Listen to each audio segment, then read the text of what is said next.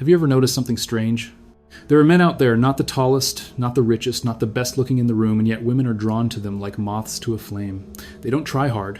They don't send good morning texts every single day. They don't plan elaborate dates or shower women with compliments. They just exist. And somehow, that's enough. Meanwhile, there's another guy. Successful, generous, thoughtful. He does everything right. Opens doors, pays for dinner, responds within seconds. Makes her feel like the most important person in the world. And yet, she leaves. Or worse, she stays but slowly checks out. The passion fades, the excitement disappears, and he has absolutely no idea why. If you've ever been that second guy, or if you're terrified of becoming him, what I'm about to share with you will change the way you see relationships forever. Because the problem isn't that he cared too much.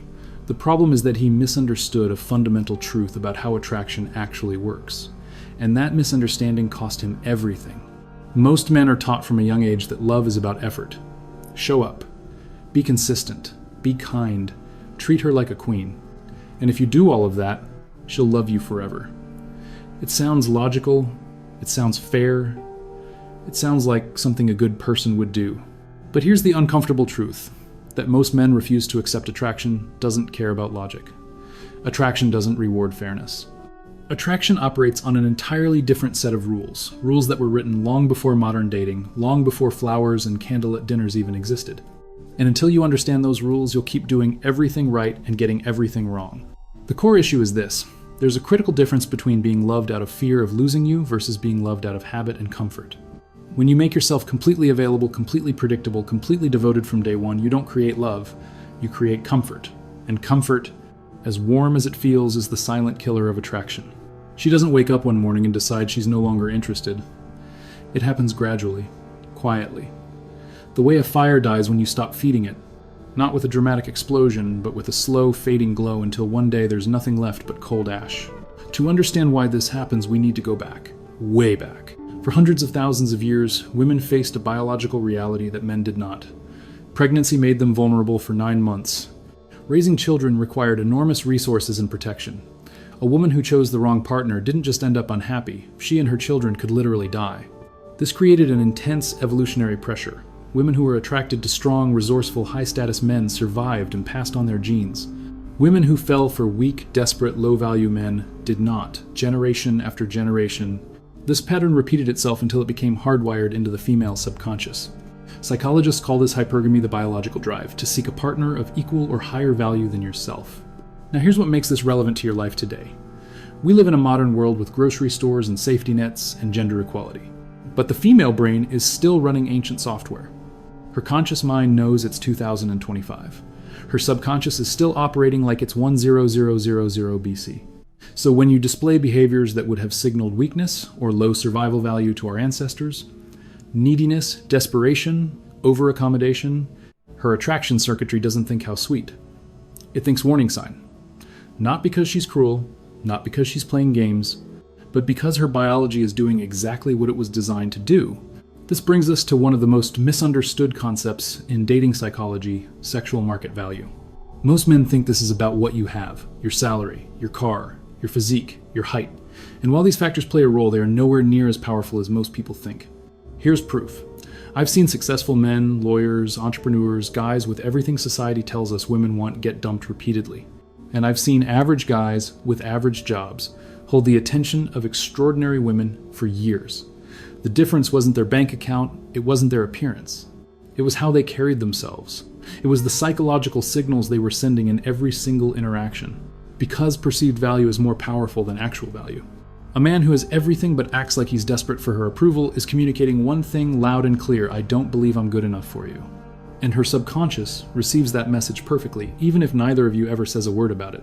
A man who has less but carries himself with quiet confidence, who doesn't chase, who doesn't over-explain, who doesn't rearrange his entire life around her schedule, he's communicating something completely different. He's saying, without saying anything, I have options. I'm here because I choose to be, not because I need to be. That psychological signal is more attractive than any car, any salary, or any perfectly planned date. Now let's talk about the mechanism that ties all of this together, and it comes straight from behavioral psychology. In the 1950s, psychologist B.F. Skinner ran a series of experiments. He found that when rewards came consistently and predictably, Subjects adapted quickly and lost interest. But when rewards came randomly and unpredictably, subjects became obsessed. They kept reaching, kept trying, unable to stop, always hoping the next attempt would be the one. This is called intermittent reinforcement, and it's the same reason people get addicted to slot machines. It's the same reason we compulsively check our phones. And it's the exact same mechanism that drives romantic obsession. When your attention and approval are consistent and predictable, she adapts to them. They become the baseline, background noise. She stops noticing them the same way you stop noticing the hum of an air conditioner after a few minutes. But when your attention is given selectively, when she has to earn it, when she can't always predict when it's coming, her brain becomes hooked on getting more of it. She starts thinking about you when you're not there. She checks her phone, hoping you've texted. She replays your last conversation, looking for meaning. That mental occupation, that psychological investment, is the foundation of deep attraction. So how do you actually apply all of this? Let's break it down into 5 core principles. The first principle is controlling how much you reveal. Your interest level is one of the most powerful currencies you have in dating. And like any currency, its value is determined by scarcity. When you give your validation too freely, when you compliment her, constantly agree with everything she says, make it obvious from day one that you're completely smitten, you've spent your entire emotional budget before the relationship even begins, there's nothing left to earn, nothing left to discover, nothing left to wonder about. The most attractive version of interest is interest that must be earned. You acknowledge her intelligence when she says something genuinely insightful. You compliment her humor when she actually makes you laugh. Your approval is conditional on her behavior, not on her mere existence. This doesn't mean being cold or withholding. It means being genuine. Real appreciation given selectively is worth 1,000 empty compliments. The second principle is maintaining mystery and unpredictability. Predictability is one of the fastest ways to kill attraction in a relationship that's already started. When she can predict exactly how you'll respond to everything, when she knows your schedule, your reactions, your emotional patterns, down to the minute her subconscious tells her she's figured you out. And once she's figured you out, she stops investing mental energy in understanding you. When she stops investing mentally, she stops feeling attracted. This is the real reason the so-called bad boy archetype is so powerful. It's not that women enjoy being treated poorly. It's that unpredictable men keep women mentally engaged. They keep her guessing. They don't follow the expected script. You don't need to be reckless or irresponsible to be unpredictable. You just need to occasionally surprise her. Change your plans. Have your own life. Say no sometimes. Have opinions that differ from hers. Be a man she hasn't completely figured out yet. The third principle is recognizing and passing her tests. Here's something most men never realize. Women test men constantly. Not consciously, not maliciously, but constantly. And here's the part that will blow your mind. She's not testing your competence. She's not testing whether you're smart enough or successful enough. She's testing how much you like her. Every time she acts a little cold, every time she mentions another man, every time she seems unimpressed with something you did, she's watching your reaction to see if you'll scramble for her approval. Because if you do, if you immediately chase her validation, you've just told her everything she needed to know. I like you more than you like me. And once she knows that the dynamic shifts permanently, the correct response to these tests is not aggression, it's not manipulation, it's simply being unbothered, staying in your own frame, not taking the bait. She cancels plans last minute, no problem, you've got other things going on. She mentions how attractive another guy is, you're genuinely unbothered. She gives you attitude, you don't chase it. You stay calm and let her come back to you on her own. Passing these tests consistently builds something in her mind that no amount of effort or gift-giving can ever buy the belief that you are genuinely high value, that you have standards, that you're not desperate for her specifically. The fourth principle is balancing emotional investment. In any relationship, romantic, professional, or otherwise, whoever is investing more emotional energy has less power. This is a fundamental law of human psychology. This doesn't mean you should never invest or show vulnerability. Deep relationships require both. But it does mean you should be aware of the balance at all times. Let her reach out first sometimes. Let her plan something. Let her make the effort to see you. Not because you're playing games, but because balanced investment creates mutual respect. When one person is always reaching, and the other is always being reached for, resentment builds on both sides. She loses respect for you. You lose yourself trying to keep up. Match her energy. Let the investment flow in both directions. That balance is what healthy, lasting attraction is built on. The fifth principle is frame control. Your frame is your perspective on reality. It's how you see yourself, how you see the relationship, how you see the world, and in every interaction, frames compete. Either she enters your reality, or you abandon yours to enter hers. Men with strong frame control don't argue. They don't get defensive. They don't need to convince anyone of their value. They simply maintain their perspective with quiet, unshakable confidence. This isn't stubbornness. It's identity. It's knowing what you stand for and refusing to compromise that just to gain someone's approval. When she pushes back on your opinion and you immediately fold to avoid conflict, she doesn't feel loved. She feels like she's dating a mirror, someone with no real substance of his own. But when you hold your ground with calm, confidence, not aggressively, not dismissively, but genuinely, she feels something different.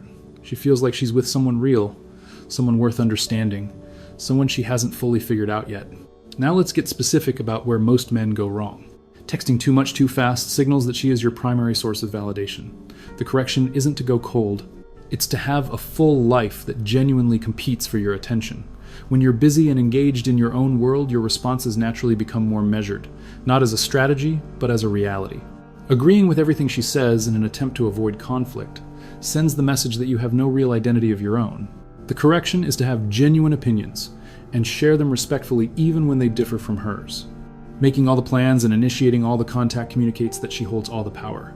The correction is to create real space for her to step forward. Plan less sometimes. Initiate less. See what she does with the room you give her. And perhaps the most important correction of all, stop outsourcing your self-worth to her reactions. The moment you need her approval to feel good about yourself, you've already lost the frame. Your confidence has to come from inside, from your own values, your own purpose, your own life, not from whether she texted back within 5 minutes. Now here's where most dating advice completely misses the point. Love and attraction are not the same thing. They overlap. They can coexist. But they operate on completely different principles. Love is built on care, compatibility, and commitment. Attraction is built on challenge, uncertainty, and the feeling of reaching upward towards someone slightly beyond your grasp. Most men focus entirely on love. They are caring, supportive, committed, present, and those are beautiful qualities. But without attraction underneath them, love becomes a roommate situation. Comfortable, familiar, safe, devoid of passion. The men who build truly extraordinary relationships understand how to maintain both at the same time. They are warm without being desperate. They are committed without being suffocating. They are present without being predictable. They make her feel cared for and challenged simultaneously, safe and excited at the same time. That balance, that tension between certainty and mystery, between love and attraction, is where the deepest and most lasting relationships live. None of what I've shared today is about being cruel. It's not about playing games or manipulating someone into liking you. Anyone who takes these principles and uses them to hurt people has completely missed the point. This is about understanding yourself more deeply. It's about recognizing the unconscious signals you've been sending and making a conscious choice to change them. It's about building genuine confidence, genuine purpose, and a genuine life, one that doesn't depend on any single person's approval to feel complete. Because here's the real secret. Underneath all of this, the most attractive thing a man can be is genuinely whole. A man who has direction, who has standards, who cares deeply about the people in his life, but doesn't need any of them to feel like enough. When you become that man, you don't need techniques, you don't need strategies, you don't need to remember rules about texting or frame control or investment balance. You just show up as yourself. And that authentic, grounded, self-possessed version of you is more attractive than anything you could ever perform. Stop trying to win her over. Start becoming the kind of man she feels lucky to have won over. That's the real psychology of attraction, and it starts with you.